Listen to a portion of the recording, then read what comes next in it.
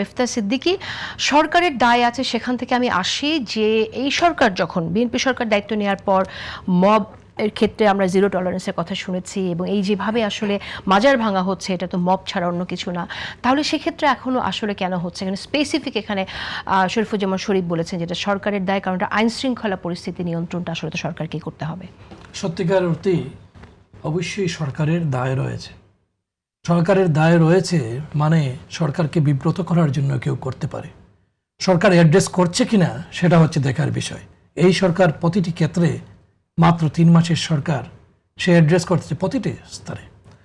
এই যে ধারাবাহিকভাবে ইন্টারিমের সময় থেকে মাজার ভাঙ্গার একটা প্রবণতা শুরু হলো, সেটা একটা মব কালচার থেকে শুরু হয়েছিল এবং সেখানে মাজার ভাঙ্গার, মাজারি আক্রমণ, শাহপুরান মাজার সিলেটের, এটা মানে দীর্ঘ সময় ধরে চলে আসছে। শাহজালাল শাহপুরান, সেই শাহপুরান মাজারি আক্রমণ হয়েছে।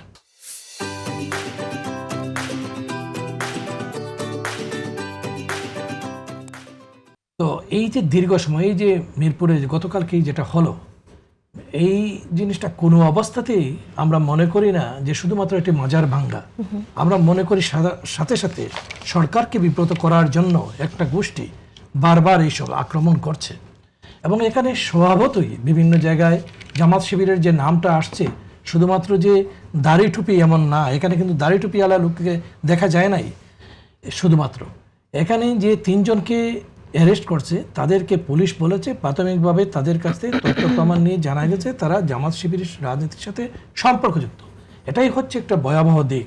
একটি দেশের বিরোধী দলের যে সকল নেতাকর্মী, তাদেরকে যদি সরকার যেভাবে আটকাবে, বিরোধী দলের সেখানে ফাংশন করার বিষয় রয়েছে। আমরা যদি মনে করি সেই আগের আমলে, আওয়ামী লীগের আমলে সেই অবস্থাতেই চলতে থাকবে বাংলাদেশ, তেমন না।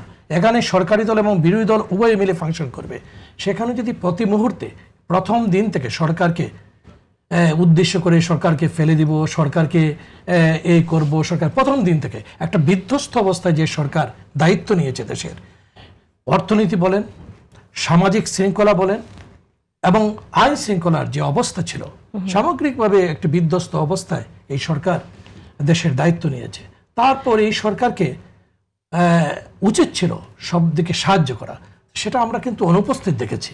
এবং এই যে ঘটনাগুলো, আপনি শুধু মাজার কেন, আজকে দেখেন মিরপুর মনিকারণ স্কুল, এই মিরপুর এরিয়ায় এমন একটা অবস্থার সৃষ্টি করা হচ্ছে, সেখানে বিভিন্ন ধরনের সন্ত্রাসীদের এবং বিভিন্ন ধরনের এই সব মানুষের কারখানায় পরিণত করার একটা চেষ্টা করা হচ্ছে। আজকে মিরপুর মনিকারণ স্কুল থেকে, সেখান থেকে অনেককেই স্কুলটা পুরো দখল করে রেখেছিল একটি গোষ্ঠী, সেইখান থেকে তাদেরকে বের করে দেওয়া হয়েছে, সেটাও জামাত শিবিরের মানুষজন।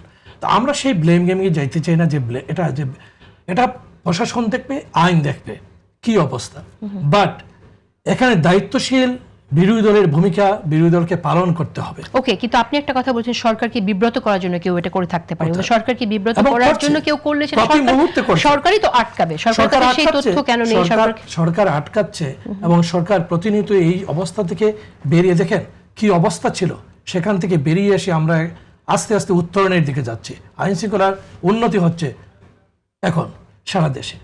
তো আপনি দেখেন একটু সরকার আসার পর সরকারের অনেকগুলা জিনিস সামলাতে হয়েছে। একটা যুদ্ধ এসেছে, যুদ্ধের পর সামগ্রিকভাবে অর্থনৈতিক অবস্থা অত্যন্ত বাজে অবস্থার মধ্যে ছিল, সেখান থেকে বেরিয়ে এসে সব দিকে কাজ করতেছি। এর মধ্যে এই যে বিরোধী দলের বিভিন্নভাবে আক্রমণ এবং সরকারকে ফেলে দেওয়ার মতো একটা হুমকি, এই সব জিনিস থেকে বেরিয়ে আসতে হবে। এই কালচার থেকে বেরিয়ে এসে আমরা 2024-এর 5ই আগস্ট আমাদের ছাত্র জনতা সহ সারা মানুষ, সকল শ্রেণীর মানুষ যেটা ঘটালো, যে অভ্যুত্থানটা, সেটা যে বিপ্লবটা হলো, সেটার মূল উদ্দেশ্য হচ্ছে প্রচলিত সেই রাজনীতি থেকে বেরিয়ে এসে আমরা সবাই একতাবদ্ধভাবে, হ্যাঁ আমার মত থাকবে, ভিন্ন মত থাকবে, ভিন্ন পথ থাকবে, কিন্তু আমি আমার আলোচনাটা করব, সমালোচনা করব, সবকিছু করব, কিন্তু শুধু সরকারকে বিব্রত করার জন্য কাজ করব, দেশটাকে পিছিয়ে দেওয়ার জন্য কাজ করব, তা হতে পারে না।